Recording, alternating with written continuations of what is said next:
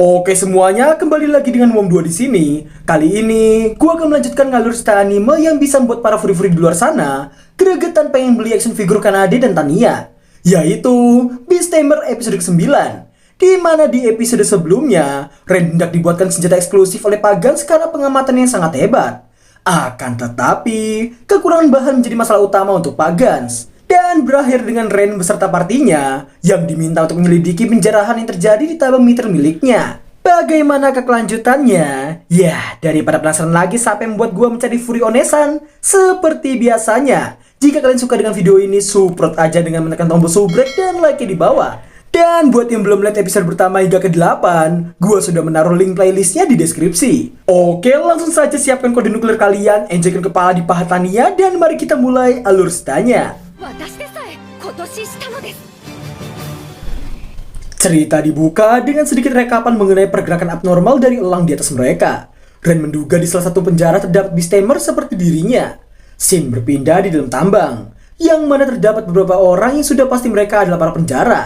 Di tengah mereka yang bertanya-tanya di mana kedua rekan mereka yang keluar, namun salah satu dari mereka memberitahukan kedua rekan mereka telah diserang. Dan sepertinya orang itu adalah sang Beasttamer yang dimaksud oleh Ren. Terlihat Ren dan para waifunya yang berjalan menyusuri tambang. Namun tak lama berselang, terlihatlah Runa dan Sora yang langsung mengeluarkan sihir yang mampu membuat bola api tadi sirna dalam seketika. Para penjara pun hendak melakukannya sekali lagi. Ketika bola api itu dilepaskan, Sora mengajak sang adik untuk mensabotase sihir orang tersebut. Dan kemudian terlihat Runa dan Sora yang membuat sihir pengekang sekaligus membuat sihir dari pihak musuh terhapuskan secara tiba-tiba. Setelah sedikit pertarungan yang hanya epik sebelah, semua waifu Ren nampak dengan mudahnya meringkus para penjara. Dan hanya tersisa satu ekor lagi. Seperti kebanyakan penjahat di anime tetangga, selalu diawali dengan diam kau bocah tengil, dan berakhir terkena tinju dari sang MC.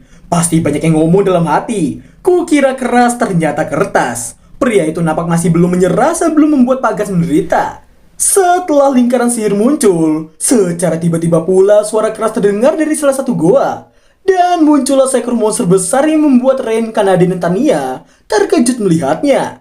Tamiya pun mengetahui bahwa Behemoth adalah monster rank B. Singkat waktu, si Beasttamer yang gak begitu cupu itu memberitahukan mengenai Behemothnya yang telah ia rawat seperti anak sendiri. Dirinya kemudian meminta Behemothnya itu untuk menyerang Ren dan kawan-kawan. Singkat cerita, setelah Ren memberikan isyarat untuk menyerahkan Behemoth padanya, Kanade pun memberikan kode pada Tamiya. Setelah Tamiya, Sora, dan Runa pergi keluar goa, sembari membawa para penjara supaya tidak terkena reruntuhan yang diakibatkan oleh serangan Behemoth. Di tengah Ren yang hampir terkena serangan monster tersebut, Kanade nampak menyelamatkannya tepat waktu. Dirinya kemudian memberitahukan Tamiya meminta untuk menyerahkan para penjara padanya. Maka dari itu, dirinya jadi bisa membantu Ren di dalam. Namun Ren memberitahukan yang by one dengan Behemoth adalah dirinya sendiri. Dan Kanade diminta untuk melumpuhkan sang Beasttamer. Simpelnya adalah, Behemoth akan berhenti menyerang ketika tuannya dikalahkan. Setelah rapat selesai, dengan sabarnya Beasttamer beserta Behemothnya itu terlihat menunggu dengan senang hati. Singkat waktu, sembari terus menghindari dan berpikir mengenai banyak hal, Ren berniat menyelesaikannya sebelum seluruh tambang hancur karena efek serangan Behemoth. Tidak seperti Ren yang banyak berpikir dan suka ragu dalam mengerjakan sesuatu, Kanade dengan EZ-nya nampak telah menangkap sang Beasttamer. Meski telah tertangkap seperti itu, namun dirinya masih belum menyerah dan nampak memerintahkan Behemoth untuk segera menumbangkan Ren. Lagi dan lagi, layaknya Kapten Tsubasa yang bisa flashback durasi 1 tahun seperti halnya 45 menit, Ren terus bertindak sembari terus berpikir dengan ragu. Namun dirinya tersadarkan oleh ucapan semua waifunya itu. Ren pun akhirnya meneguhkan diri dan akan lebih percaya dengan kekuatannya.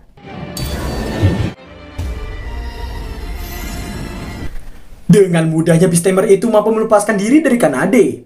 Terlihat Behemoth yang tak mau mendengarkan pria tersebut. Pria itu pun menyadari lingkaran sihirnya yang berkedip dan menghilang secara mendadak. Dan rupanya, Ren telah menjinakkan Behemoth dan membuatnya ada di bawah kendalinya. Dengan kata lain, Ren telah menimpa kendali pria itu terhadap Behemoth. お前が持つベヒモスの支配権を上書きしたんだ。支配権の上書き? Ren kemudian memberitahukan seharusnya merebut kembali kendali Beast Tamer lain itu mustahil dilakukan. Namun Ren saat ini sudah yakin dengan apa yang diucapkan oleh semua waifunya itu benar adanya. Karena dia pun dibuat sangat terkejut karena belum pernah mendengar maupun melihat Beast Tamer yang merebut kendali atas Beast Tamer lainnya. Dirinya pun sudah menduga bahwa tuannya itu memang sangat luar biasa. Akan tetapi, ketika Beast Tamer kertas ini emosi dan meluapkan semua emosinya itu, membuat sang Behemoth migrain karena terus diperintah olehnya. Ren pun mencoba menghentikannya, namun pecundang itu nampak tidak peduli dan terus memerintahkan Behemoth untuk menumbangkan Ren. Dan kemudian, ini yang terjadi.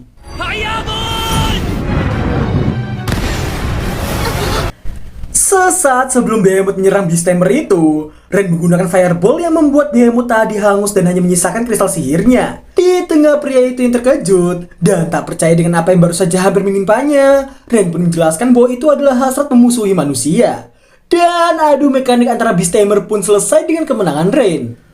Singkat cerita, setelah para penjara menjelaskan semuanya, yang mana terdapat satu kesamaan dari motif mereka, yaitu mereka sama-sama pernah membeli senjata dari toko Pagans. Mereka yang terlanjur membeli senjata massal milik Pagans, dan setelah diberitahukan kebenaran oleh petualang lain, mereka pun jadi memiliki niatan untuk membalas dendam padanya. Setelah Ren menjelaskan semuanya pada Pagans, Pagans pun merasa menyesal dengan semua perbuatannya kepada semua petualang yang ada.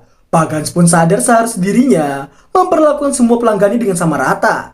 Pagans menganggap dirinya sendiri tidaklah pantas menjadi pengrajin senjata.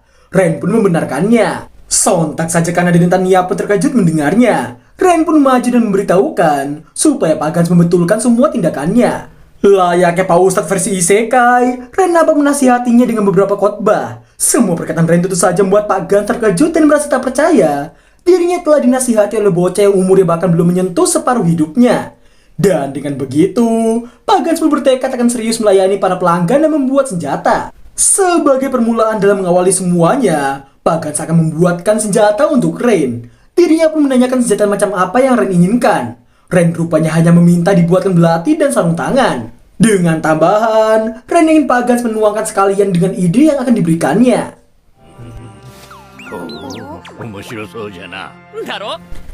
Malam harinya, terlihat sesi wawancara dari Beast Tamer yang hendak mendaftar di parti pahlawan, yang mana orang di hadapan Arintot ini nampak ditolak mentah-mentah olehnya, dengan alasan dirinya hanya bisa mengendalikan satu ekor monster, dan juga karena dirinya yang tak bisa bertarung. Namun pria itu memberitahukan dirinya adalah seorang Beast Tamer, yang mana dirinya bertarung dengan mengendalikan beruang. Namun dengan tolilnya Arintot menanyakan pria itu yang bisa mengendalikan ras terkuat. Yang tentu saja Beast Tamer itu memberitahukan bahwa tak ada manusia yang bisa mengendalikan ras terkuat. Dan pada akhirnya Arintot pun menolak Beast Tamer tersebut. Setelah si pendeta sesat diminta untuk memanggil yang berikutnya, namun ternyata pria tadi adalah pelamar terakhir. Singkat waktu, meski sudah merasa ada yang aneh dengan Arintot, yang mana Arintot selalu menjadikan Ren sebagai batasan minimum Beast Tamer pada umumnya. Namun pendeta sesat lebih memilih bungkam karena dirinya sadar amarah Arintot yang sekarang mulai terarah padanya. Dengan hati yang penuh akan keraguan, dirinya memilih untuk menahannya. Sebelum keluar ruangan, pendeta sesat nampak sedikit menyindir Arintot dengan menyebutkan bahwa dirinya memiliki tugas untuk menyelamatkan dunia. Tak lama setelah pendeta sesat itu keluar, Arintot nampak mengeluarkan sebuah cincin gelap dengan niatan dirinya akan menggunakannya untuk melenyapkan Ren. Singkat cerita, setelah mengetahui apa yang terjadi dengan semua penjara tambang dari Natalie, Ren pun keluar dari guild dan langsung disambut oleh Runa dan Sora. Namun Ren nampak menyesal dengan apa yang terjadi dengan para penjara. Namun Sora dan Runa menganggap tuannya itu tidak melakukan hal yang salah. Karena dukungan dari kedua loli mantap ini tentu saja membuat Ren merasa tenang dibuatnya. Setelahnya, mereka nampak berjalan-jalan di kota dan terlihatlah wajah semeringai dari kedua waifu loli ini. Di lain sisi, terdapat 4 bukit kembar yang masih molor dengan nikmatnya. Di tengah jalan-jalan mereka, Runa mencium aroma yang sangat enak dari salah satu stan. Ketika ditanya oleh Runa, Ren pun menjawab itu adalah hotdog. Ketika dijelaskan bahan-bahannya, akan tetapi... Soseji, kecap. Dan pada akhirnya Ren pun membelikan hotdog untuk mereka. Di bawah pohon yang rindang, terlihat mereka yang tengah memakan hotdog masing-masing. Dan ini reaksi dari si kembar. Saking enaknya, si kembar ini makan dengan sangat lahapnya dan dengan singkat hotdognya habis tak bersisa. 以前を失って食べていたのだ。もうないのだ。 Tak lama kemudian, Runa hendak menanyakan sesuatu pada Ren. Ketika ditanya oleh Ren, Runa dan Sora nampak berdiri di hadapannya dan mempertanyakan kekuatan apa yang Ren dapatkan setelah berkontrak dengan mereka. Yang mana Ren telah mendapatkan kekuatan fisik dari Kanade dan kekuatan sihir yang bertambah kuat dari Tania. Maka dari itu mereka penasaran dengan kekuatan apa yang Ren dapatkan dari mereka.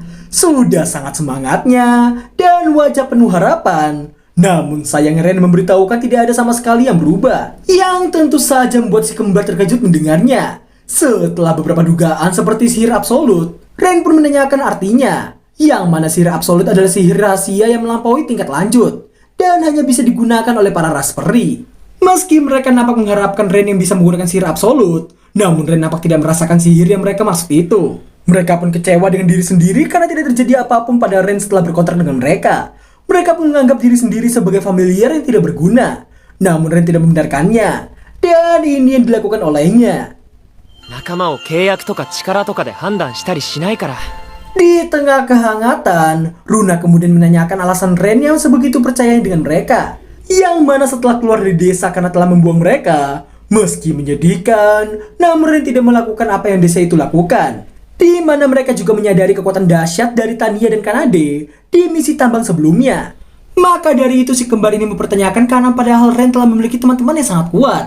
Namun Ren tetap berkata dirinya membutuhkan mereka.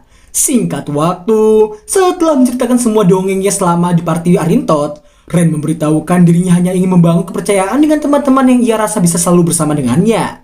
Runa pun menanyakan apakah mereka berdua juga salah satu dari teman yang dimaksud oleh Ren. Wow, ya jelas dong. Mendengar jawaban dari Ren tentu saja membuat keduanya senang dibuatnya. Setelah sesi curhat selesai, Runa yang lapar pun mengajak kakak dan tuannya itu untuk makan bersama. Secara tiba-tiba, seorang pria nampak meminta mereka untuk berhenti. Ketika menoleh ke belakang, terlihat seorang pria eksentrik ditemani oleh dua penjaganya. Di tengah rasa takut dari semua warga, kita persingkat saja. Dengan ecinya pria eksentrik ini nampak memandangi sosok Sora dan Runa dengan penuh hawa nafsu. Dan scene ditutup dengan ini. よし、お前たちを俺の女にしてやろう。 Dan berakhirlah alur cerita Anime Beasttamer episode ke-9. Karena durasi yang ada, mungkin gue cuma akan memberikan satu komentar saja. Yaitu, sepertinya gue tahu alasan Ren yang meski kita mendapatkan kekuatan apapun dari si kembar, namun masih berkata membutuhkan mereka. Yang tak lain dan tak bukan ialah karena Sora dan Runa adalah pelengkap koleksi furinya. Puri Indonesia, solid, solid, solid. Enggak. Gue cuma bercanda kok. Di 1 atau 2 episode berikutnya, kita bakal tahu kekuatan apa yang didapatkan oleh Ren dari si kembar ini. Aslinya gue mau memberikan komentar lagi, namun karena durasi yang ada, mungkin dari nakamaku sekalian ada yang mau menambahkannya di kolom komentar. Kalian tulis saja di bawah, nanti bakal gue bales. So, gue akan memberikan rating 8,5/10 untuk episode kali ini. Terima kasih buat yang sudah melihat hingga akhir video, dan sampai jumpa di episode ke-10 minggu depan. Bye-bye!